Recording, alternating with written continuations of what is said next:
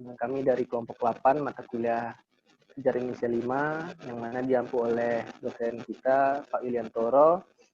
Di sini kelompok 8 akan membahas G30 SPKI yang mana pembahasannya akan dijelaskan oleh anggota kelompok 8 satu persatu yang mana dimulai oleh Tengku Nur Fauzan, lalu ada Dini Islami, ketiga ada Monika Diananda, dan yang terakhir ada Nur Aina. Baiklah, kepada saudari Tengku Nur Fauzan, dipersilakan. Baik, saya akan menjelaskan tentang latar belakang G30 SPKI secara ringkas dan lengkap. Nah, jadi latar belakang terjadinya gerakan G30 SPKI ini ada beberapa faktor. Nah, gerakan G30 SPKI atau yang kita kenal dengan gerakan 30 September atau GESPU gerakan September 30 atau GESTOP gerakan 1 Oktober atau dengan nama-nama lainnya, yaitu memiliki beberapa tujuan. Yaitu tujuan pertamanya itu tujuan organisasi PKI adalah untuk menentukan negara komunis di Indonesia dengan berbagai cara. Nah, dari gerakan ini ada 4 faktor. Yang pertama yaitu pembentukan angkatan kelima. Nah, pembentukan angkatan kelima ini sangat lemah ketika menghadapi angkatan darat yang sangat berkepentingan untuk membentuk angkatan kelima yang terdiri dari buruh dan para petani yang dipersenjatai. Nah, dalam pembentukan angkatan kelima ini digagas oleh Menlu China Zhou Enlai ketika mengunjungi Jakarta pada tahun 1965 dan diharapkan akan memasuki 100.000 pucuk senjata untuk angkatan kelima. Gagasan itu menjadi alasan para PKI yang berada dalam pertahanan dan terus itu Nasakom.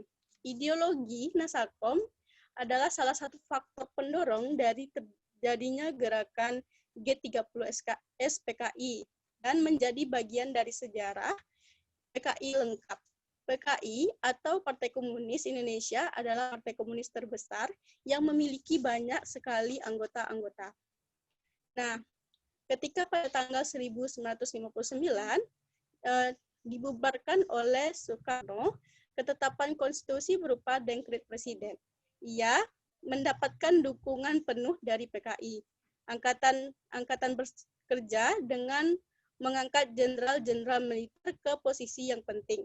Dengan sistem demokrasi terpimpin, sambutan PKI untuk demonstrasi terpimpin sangat baik dan menganggap bahwa Soekarno mempunyai mandat untuk persekutuan repressi antara pendukung nasionalis, agama, dan komunis atau Nasakom. Angkatan Darat menolak ideologi Nasakom tersebut melesatkan keinginan oleh Jenderal Ahmad Yani. Nah, yang ketiga yaitu Konferensi Malaysia. Malaysia sebagai negara federasi yang baru terbentuk pada tanggal 16 September 1963 merupakan salah satu faktor pendorong dalam latar belakang G30 SPKI. Konferensi Indonesia dan Malaysia mendekatkan Soekarno dengan PKI sehingga dapat mengapa para tentara menggabungkan diri dengan gerakan 30 SPKI dan juga menyebabkan PKI menculik para tentara petinggi angkatan darat dan terjadilah perkembangan anti Indonesia di Kuala Lumpur yang menyebabkan Tengku Abdurrahman Malaysia menginjak-injak lambang Garuda dan karena dipaksa oleh para demonstran dan menyebabkan kemurkaan dari Soekarno. Nah, kemudian dan Soekarno menyeru balasan dengan slogan Angkatan Darat untuk melakukannya. Letjen Ahmad Yani tidak ingin melawan Malaysia yang masih dapat bantuan dari Inggris karena menganggap tentara tidak memadai untuk berperang dalam skala itu. Sedangkan Kepala Staf TNI Angkatan Darat A.H. Nasution menyetujui karena khawatir isu Malaysia akan memanfaatkan PKI untuk menghapus posisinya di bidang politik Indonesia. Nah, pada saat itu Angkatan Darat berada dalam posisi yang serba salah, dan karena itu akhirnya para tentara tidak yakin untuk menang melawan Inggris. Namun di sisi lain mereka akan menghadapi kemurkaan Soekarno jika tidak berperang. Maka dengan keraguan-keraguan ini mereka melanjutkan peperangan dan akhirnya mengalami kegagalan pada peperangan yang terjadi di Kalimantan. Nah, selain itu, Angkatan Darat juga menolak adanya Jakarta Form, hanya akan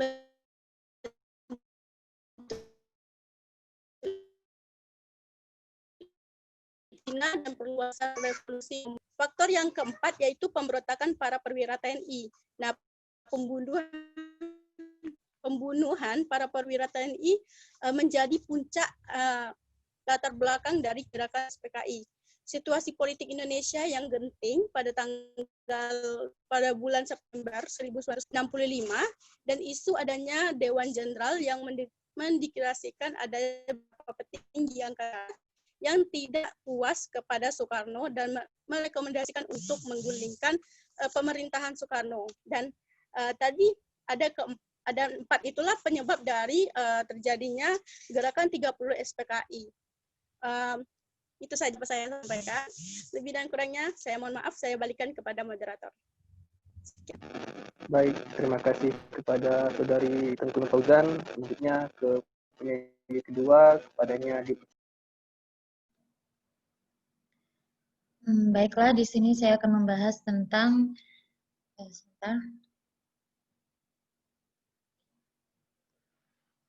penculikan para jenderal. Pada malam tanggal 30 September 1965, PKI ingin mengamankan para letnan yang anti komunis. PKI sudah melis ada 10 tokoh yang akan ditangkap pada malam itu. Yang pertama, Jenderal TNI A. Nasution, Letnan Jenderal Anumerta Ahmad Yani, Mayor Jenderal Raden Suprapto, Mayor Jenderal Mas Tirto Darmo Haryono, Mayor Jenderal Siswondo Parman, Brigadir Jenderal Donald Isach Panjaitan, Brigadir Jenderal Sutoyo Siswo Diharjo. Kemudian ada Wakil Presiden Muhammad Hatta, Wakil Perdana Menteri 3 Hairul Saleh, dan terakhir Jenderal Sukendro. Tetapi Ketua Sentral Komite PKI, yaitu Aidit mencoret 3 nama terakhir dan hanya menangkap 7 jenderal tersebut. Selain di Jakarta, pemberontakan juga terjadi di Yogyakarta dan menculik 2 orang, yaitu Kolonel Katamso dan Letnan Sugiono. Ketujuh jenderal yang ada di Jakarta dibawa ke Lubang Buaya pada tanggal 1 Oktober 1965. Dari cerita saksi yang masih hidup, yang bernama Sukitman, ia menceritakan kekejaman PKI yang membuang jenazah para jenderal ke sebuah lubang yang sempit yang dinamakan dengan Lubang Buaya. Di lubang tersebut sudah banyak kerumunan orang yang memasukkan para jenazah ke dalam lubang tersebut sambil berteriak Danyang Gambir, dan setelah itu menembakkan beberapa peluru ke dalam lubang tersebut. Setelah melakukan aksi tersebut, PKI menutup lubang dengan tanah dan juga campuran sampah, kemudian menanam pohon pisang di atasnya. Dan di Yogyakarta, usaha pencarian terhadap Kolonel Katamso dan Letnan Sugiono dilakukan oleh tim Kapten Surjotomo di dalam kompleks asrama Yon-El. Di dalam kompleks asrama Yon-El Kentungan. Pada tanggal 10 Oktober 1965 ditemukannya timbunan tanah yang diduga sebagai tempat penguburan kedua perwira tersebut. Kemudian tanggal 18 Oktober 1965, pasukan-pasukan Yon-El diberangkatkan keluar Jawa dalam rangka tugas Dwi Kora. Nah, kesempatan itulah yang dipergunakan untuk menggali kuburan tersebut. Kemudian hari pembongkarannya itu terjadi pada tanggal 31 Oktober 1965 atas perintah Panglima Timbunan Panglima. Kemudian timbunan tanah itu dibongkar.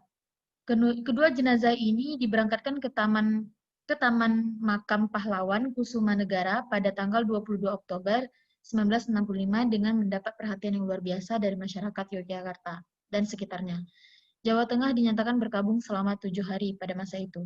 Saya kembalikan pada moderator. Jelas dan Terima kasih kepada Dini Islami. Selanjutnya diteruskan oleh Saudari Monika Dionanda. Kepadanya silakan. Baiklah, Assalamualaikum warahmatullahi wabarakatuh. Di sini saya akan menjelaskan mengenai penumpasan gerakan 30 September. Yang mana pertama, perebutan kembali studio RRI Pusat, pembebasan Kompleks Halim, dan penemuan dan pengangkatan jenazah pimpinan TNI Angkatan Darat.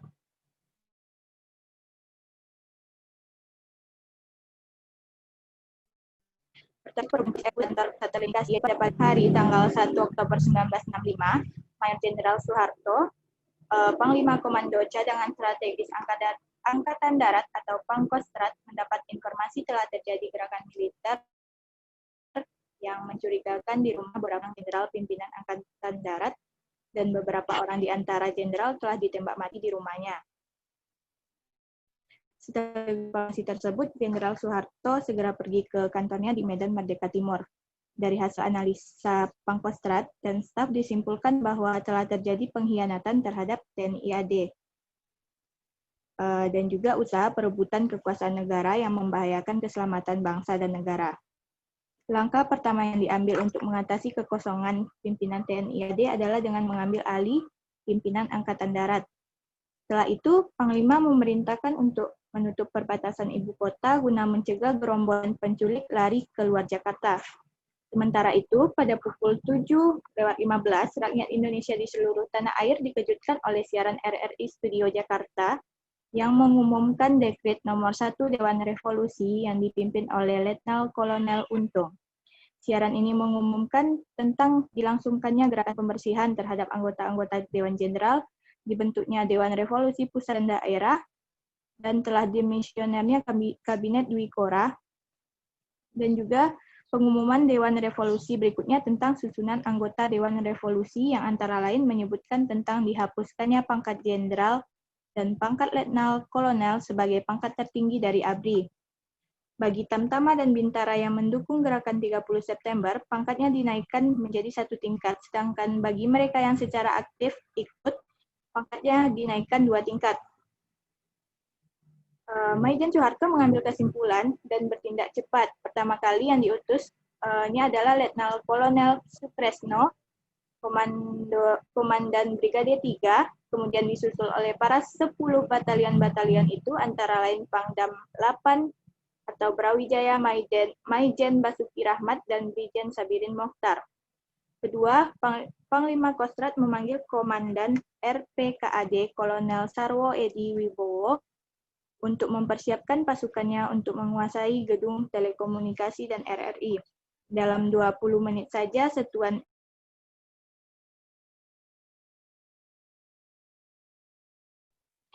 selanjutnya itu pembebasan Kompleks Halim.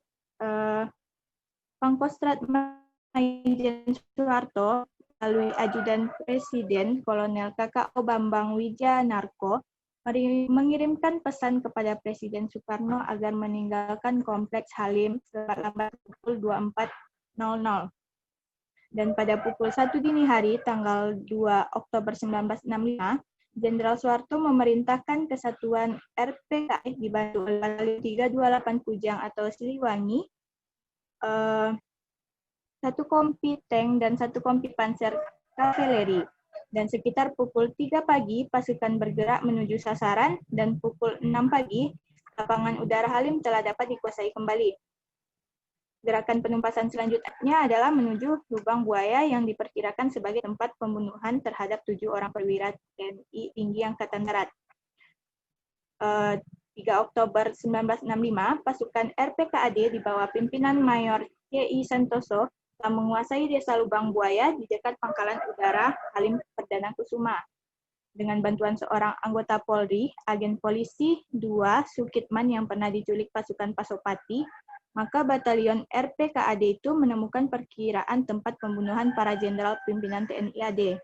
Dan pada pukul 17.15 ditemukannya sebuah sumber yang terletak kurang lebih 3 meter di sebelah rumah seorang guru yang menjadi aktivis PKI. Dan pada 4 Oktober penggalian jenazah dilakukan.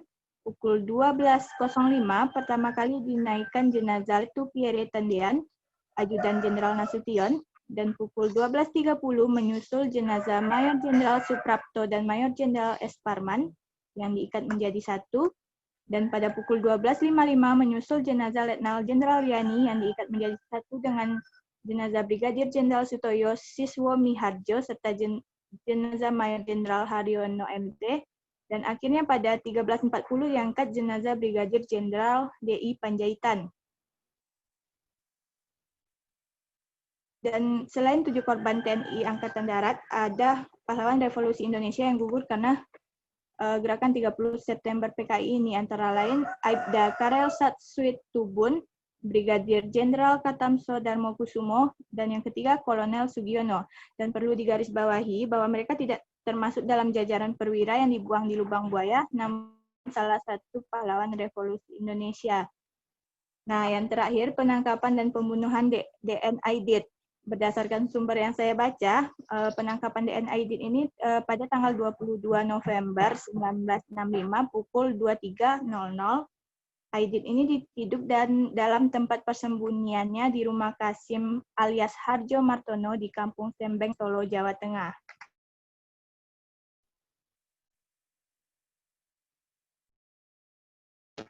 Baik, terima kasih atas penjelasan dari Monica. Selanjutnya penjelasan terakhir akan dijelaskan oleh Saudara Nuraina. Padanya. Baiklah, Assalamualaikum warahmatullahi wabarakatuh. Saya Nuraina, saya akan menjelaskan tentang pengaruh gerakan 30 September Partai Komunis Indonesia, bangsa Indonesia itu sendiri. Yang pertama yaitu pengaruhnya terhadap bangsa Indonesia, ditetapkannya tanggal 30 September maksudnya 30 September dan 1 Oktober sebagai hari nasional. Sudah jelas bahwasanya hari kelam pada tahun 1965 tersebut terjadi pada tanggal 30 September. Pada saat itu 6 jenderal dan 1 perwira dibunuh di Lubang Buaya. Untuk mengenang hari kelam tersebut, maka Indonesia menetapkan tanggal tersebut sebagai salah satu hari nasional. Yang kedua yaitu 1 Oktober. 1 Oktober ditetapkan sebagai Hari Kesaktian Pancasila. Sudah jelas bahwasanya gerakan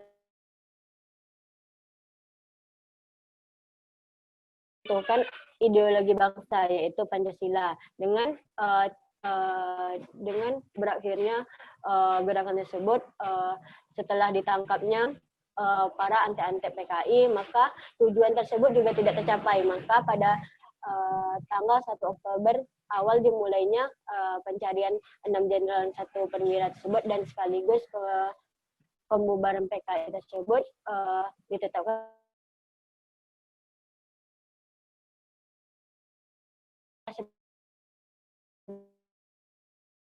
sebagai hasilah karena sebagai ibu bangsa ini lama Orde Baru melalui Supersemar.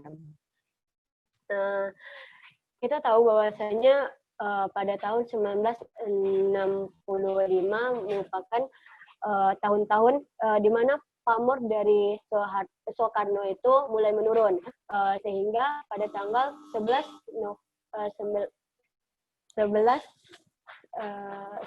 Maret 1966 dikeluarkan surat instruksi yang diberi mandat dari Soekarno kepada Soeharto, yang ditandatangani langsung oleh Soekarno, yang berisi menginstruksikan Soekarno selaku Panglima Komando Operasi Keamanan dan Ketertiban untuk mengambil segala tindakan yang dianggap perlu untuk mengatasi situasi keamanan yang buruk pada saat itu. Jelas bahwasanya isi surat tersebut, Soekarno memberikan kepercayaan sepenuhnya kepada Soeharto untuk mengamankan Indonesia yang pada saat itu mulai rusuh. Yang ketiga yaitu pengaruhnya terhadap bangsa Indonesia, TAP MPRS nomor 15 tahun 1966. Tepatnya tanggal 5 Juli 1966 dikeluarkan TAP MPRS yang berbunyi Pembubaran Partai Komunis Indonesia, penyataan sebagai organisasi terlarang di seluruh wilayah negara Republik Indonesia dan larangan setiap kegiatan untuk menyebarkan atau mengembangkan paham atau ajaran komunis.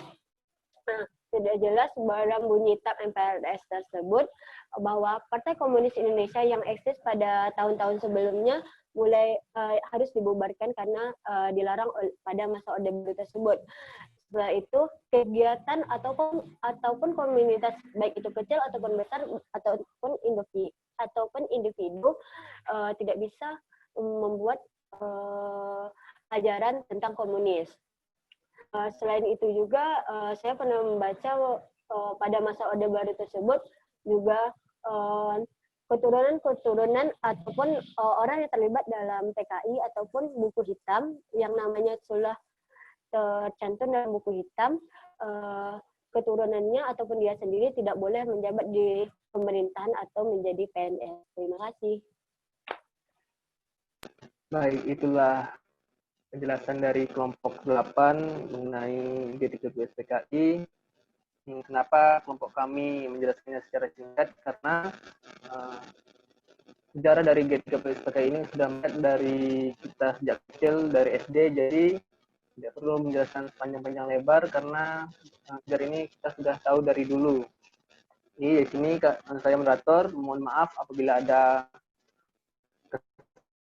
kesalahan dalam penyajian video kami karena keterbatasan dalam jaringan dan dalam aplikasi yang mungkin tidak sesuai dengan harapan. Baiklah, setelah hasil dari penjelasan dari kelompok kami, mohon maaf apabila ada kekurangan. Kami undur diri dan terima kasih.